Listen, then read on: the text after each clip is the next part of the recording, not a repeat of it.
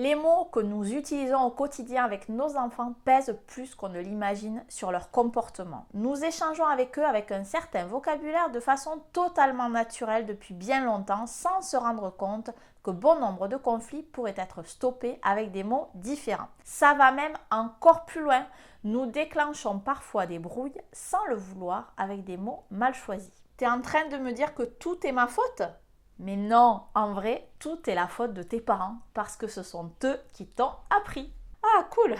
C'est parce que j'ai expérimenté tout ça et que j'ai constaté que changer sa façon de parler est d'une puissance incroyable pour éviter les conflits que j'ai créé une nouvelle formation. L'objectif de ce programme est de gommer toutes ces phrases inutiles qui déclenchent des hostilités avec ton enfant et de les remplacer par d'autres. Tu n'en as pas forcément besoin, tu as peut-être déjà naturellement les mots justes, mais si tu en doutes, voilà ce que je te propose dans cette formation.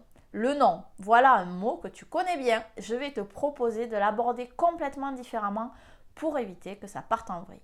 Les ordres. Quand tu dis quoi faire à ton enfant, ça l'énerve, c'est un peu normal. Tu vas voir qu'on peut formuler ça autrement. Attends. Tu lui demandes d'attendre et il voit bien que tu es occupé, pourtant il a l'air d'en avoir rien à faire. On va changer ça vite fait bien fait. Pas envie. Il râle parce qu'il n'a pas envie d'aller à l'école ou de faire ses devoirs. Tu vas apprendre à aller dans son sens pour qu'il passe à autre chose.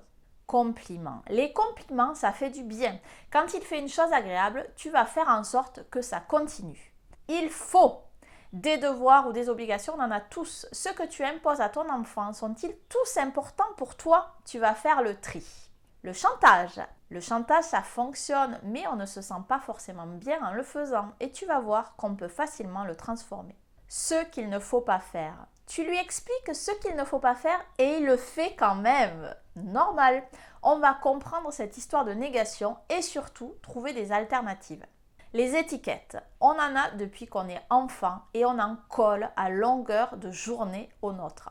T'es comme ci ou t'es comme ça. Il faut savoir qu'elles ont un super pouvoir, alors attention, mieux vaut apprendre à les utiliser. En résumé, je te propose 9 lois infaillibles pour éviter les conflits, avec en plus un bonus de ouf. De ouf ? Oui, de ouf.